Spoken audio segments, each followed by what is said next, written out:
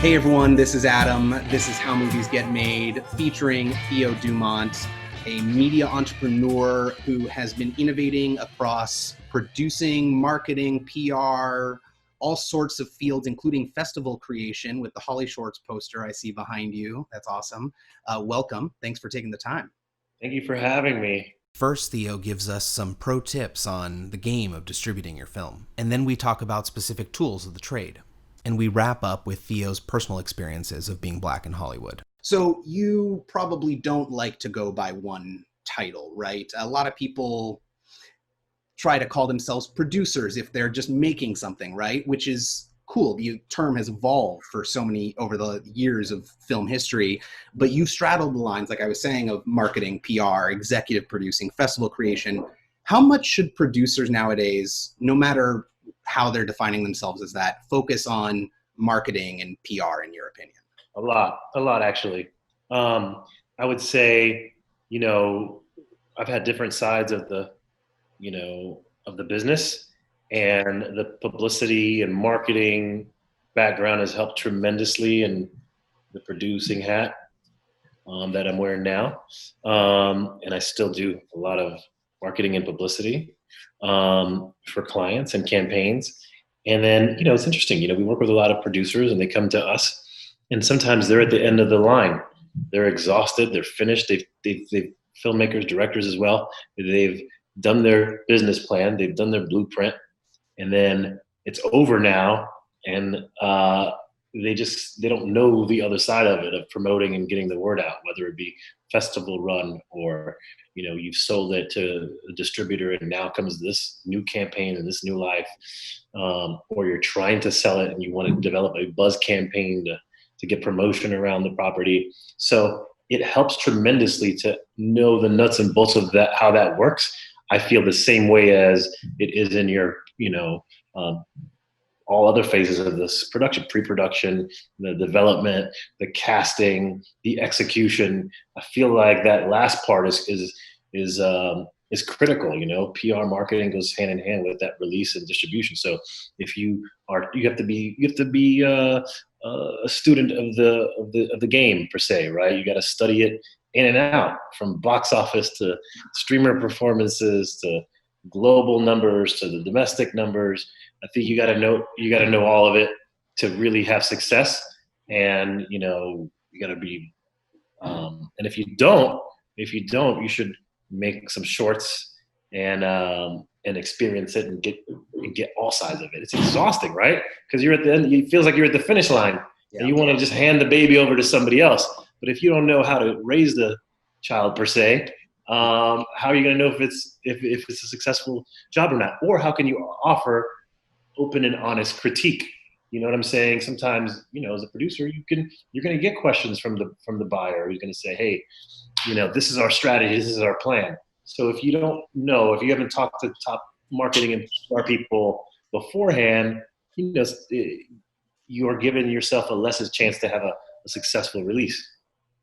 That helps. Yeah, I mean, a lot of filmmakers definitely create that baby, like you're saying, of their film. And then they're like, all right, well, now I just go shop around, right? Now I look for a distribution partner or whatever. But you're saying that there's definitely aspects of that game that should be thought about much earlier on. More. Oh, no doubt. No doubt. Listen, we have, we work with all types of different creators at all types of phases of their career. Some of them are established and have had successful runs. Some are just starting. And the smart ones look at the whole piece of the pie. And they're looking at the end result, right? What do they say? Begin with the end in mind. You're looking at the end result and you work backwards.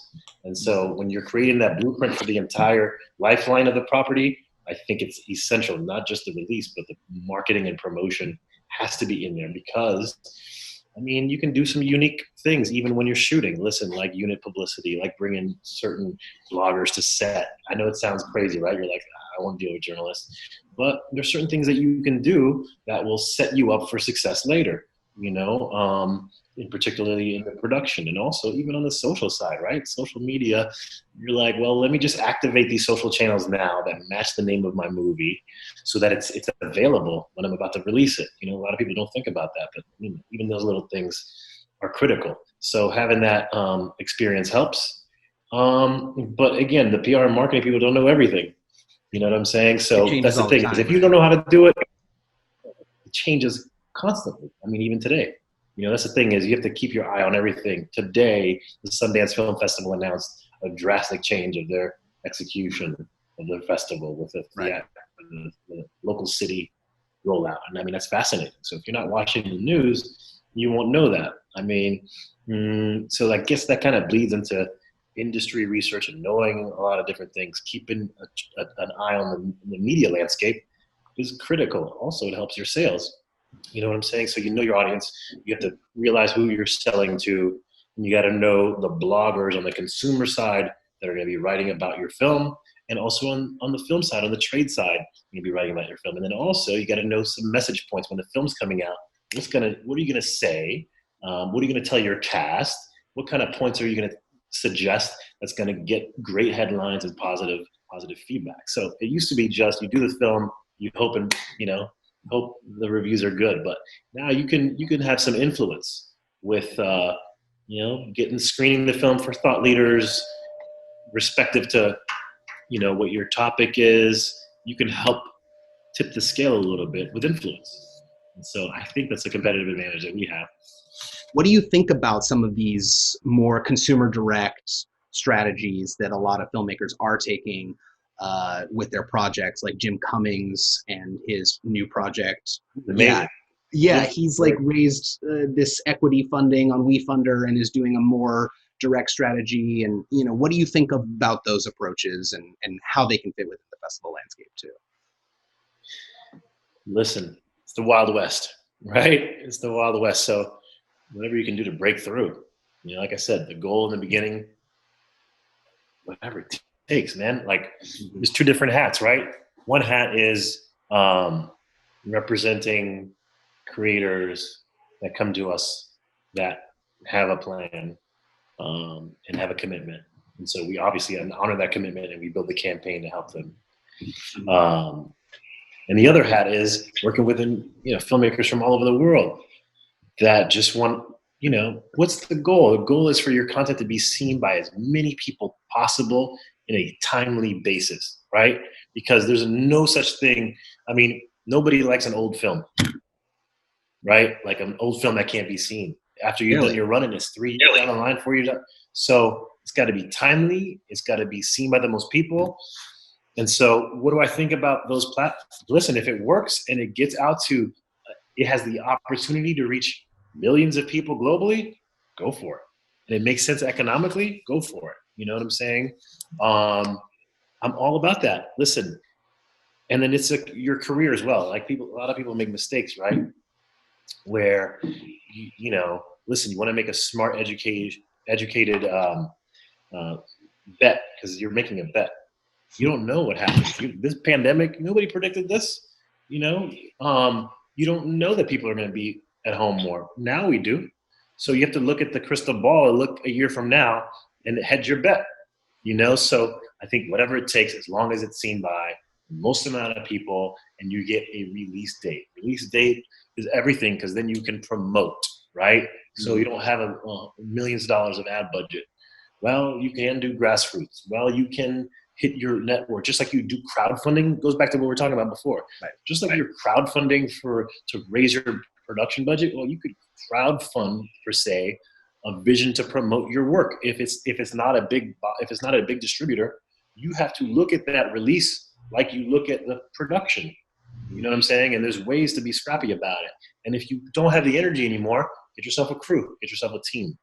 I feel like Jim was always early in this side that we're talking about. Very innovative, and so do it. I mean, there's a guy, Alex Ferrari. I don't know if you've heard of him. Yeah, genius. He was Holly Shores year one, just scrappy, independent, built his own network, and you almost have to think that way, right? Like, you have to build your brand. You have to build your brand. Why? Because it's not just one property. It's not just one. You have to look. This is a career. It's a body of work. We have a young filmmaker that we work with. I've been just so impressed by her, where she was, in the game early. She had a short. It was about to be a feature. was going to AFM. It's been a couple of years, AFI. And then she just went in aggressive, like just nonstop, has not waited for people to give her. She just put it together, raise the money, attach the talent, one after the other, consistency, and that's respectful. Yeah, I mean, that's the name of the game right now. And you were talking about being scrappy. Let's dive into that a bit. I mean, you've used a lot of digital marketing tools that I've seen, whether it's newsletter like Holly Shorts has, or some of the search engine optimization I'm sure you're working on. What kind of tools do you prioritize these days, and have they influenced the types of projects you take on at all? We're looking at everything. I know that sounds generic, but we try to evolve. If it's just like when Netflix and Amazon and everything was coming. Some people move very slowly. We look at everything. I look at everything and see how that shapes the campaign for anything that we're working on, right? So I guess it's the bird's eye view of the whole game, and then each project is a little bit different, and you approach the campaign differently, and you see what tactics can be utilized to push the property forward so it can be viewed by the most people. Sometimes they're different type of works, right? Sometimes it's an awards campaign. Sometimes it's sometimes it's just a long-term play for the producers or partners, clients, and ourselves. Sometimes it's a macro perspective of the grand campaign, and then when the project's coming out and rolling out, or it's a festival. So it just depends, right? I mean, you'll probably laugh at this, but I'm even looking at TikTok and things like that. That sounds crazy, but if you see how in the music business, how that's influenced, I was looking at, and then you have to look at the past. What's worked in the past will probably work again in the future in some type of way, because this is a cyclical business.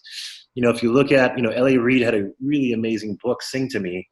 And, L.A. Reid was talking about how with Whitney Houston and amazing people that he worked with. He worked with Mariah Carey, how the soundtrack was a critical piece of his album release strategy, right, for the artist. Okay. So you can say that, is the soundtrack thing still existing? I don't know, but you can almost say that some of the artists now are using TikTok like they use the soundtrack. They'll break it. Is it, the millions of the kids on TikTok, and then it translates to the billboard. So how does that affect the movie side of the game and the television side of the game? So you have to study the craft, bird's eye view. And then Twitter is great, right? We're doing a lot more kind of like appointment viewing and after talks on Twitter. That's working a lot. You just want to get engagement, and you want to have the engagement happening around the release date for maximum eyeballs. So we're using that. I mean, Hootsuite, HootDeck, all those, right? There's a platform called Story Blaster that's amazing. We work with them, and Story Blaster's creator is Maxine. She's an amazing entrepreneur. She was a showrunner, writer, Golden Globe winner, and in later in her years, she just created a startup. And basically, a Story Blaster it helps you power your stories. So if it's a film or television show or anything that you're trying to do, a business, a startup, basically it's like the Hootsuite for your company to make money. And then they'll tell you what to post, when to post. So that's worked for festivals, it's worked for films, and so they're pretty dope. But yeah, there's so many different tools that we use, and then there's just the old school stuff, Google alerts, finding search terms that match what you're working on, studying the craft and seeing who's writing about your stuff, and everything. I mean, and all obviously these Hopin, Zoom, Blue Jean, all of them to do your meetings, of course, right? And then I do weird stuff, man, like I do text campaigns, right? Meaning I'll have, a team that'll work on a rollout, and then I have personal relationships with people that, you can't meet them. And so I text them the invites.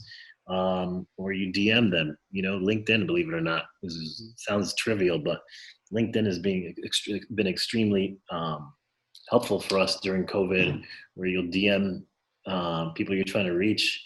That's the other thing is everybody, just like I feel in the entertainment business, every executive, everybody reads their own favorite trade. They have their own silos, right?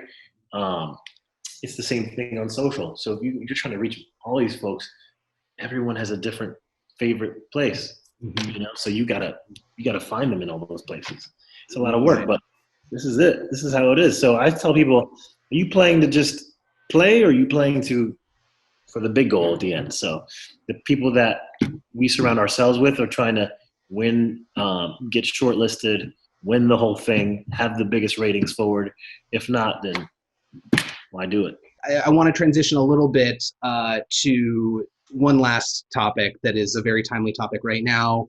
As a person of color in Hollywood, starting businesses and being the media entrepreneur that you are, what have been some of your experiences that you feel like you want to share? Listen, Wild West, right? Mm-hmm. Not enough of us. Early on, it was like that. And what's happening now is good for us. I mean, any opportunity, more opportunities are needed, and I like the change. We need more. We need more. Listen, I started this a long time ago, and I mean, I was in Florida. I grew up in Florida, in Miami, Florida, and one of my professors took a liking to my passion, and he recommended me for an internship, and I think I was the only person of color at that company. This is back in 2000. It was a 70-person firm. This is not entertainment related. This got me to, find my love for doing this thing that we've done. But I just jumped in, and it was tough. It was tough at the time, and it's still like that in many places. So, and then starting the festival, I think that was 2005. We created it for ourselves because there was no lane. Like there's not a lot of opportunity. So you DIY, do it, right? And then I feel like listen, I've worked at studios, working at MGM, not that many of us, so any change is good. It's sad that has to happen, but we need it. We need the doors to break down, more people of color, more women in positions of power. We need it, right? And then, I'm just reflecting. It's gone pretty quick. I've done this 18, 20 years. I don't know, something like that. And a lot of times you're the only one in the room, but that hasn't stopped us from being persistent and creating. And then, I mean, even on the Alta Media side, Alta Global side, listen, Steven Adams is my business partner. We spun off and did our thing. Even when I created my what led to Alta Global was me creating Dumont Marketing. I had worked at MGM, and it happens, the studio is not your studio. You're renting that office, basically. And so, but it was great to have that kind of experience, to be there, hundreds of executives, thousands of people, not that many of color. But you see the dream and you're like, well, I want that, and I want it for myself and my friends and my colleagues. And so everything I've done, I've looked at it, and then somehow I've been able to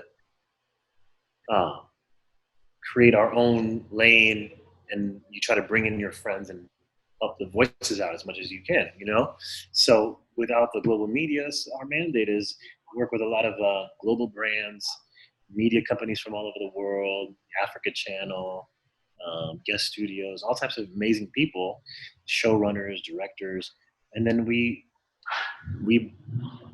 take them to another level. And so I'm proud that this Black-owned business, we're excited to continue the push like we've done before, and hopefully open up some more voices. And I hope it's not just a fad. That's the other thing. Hopefully it's not just, oh yeah, this is the flavor of the month. Because being in marketing, you see that a lot, right? Oh, this is right now, and then it goes away. So I hope it continues, and more eyes open, and it creates more opportunities for people, and make that change. Yeah, well, I was studying in St. Louis when Ferguson happened, 5 years ago, and and those protests have continued. So that gives me hope a little bit myself, and also seeing you pave the way for both other creators of color and women in these fields that have just lacked it at the top levels, So I'm glad to see what you're doing. And yeah, and then we're just, listen, I always say that, thank you. I always say that, done that. I feel like we're just starting still. That is the fun part about it, is we've done a lot, but we're just getting rolling, and hopefully we can get bigger opportunities, where we have the ownership positions and we can green light left and right and have the financing to back us, where we can do, you saw LeBron just got a great $100 million deal. So you want more of that, right? What do they say? What's better than 1 billionaire? 2, 3, 4, 5, more opportunities, and that you can really help communities and make change. So let's see if we can do it. Totally. Let's see if it can happen. This is How Movies Get Made, featuring Theo Dumont again. Thanks for taking the time. You.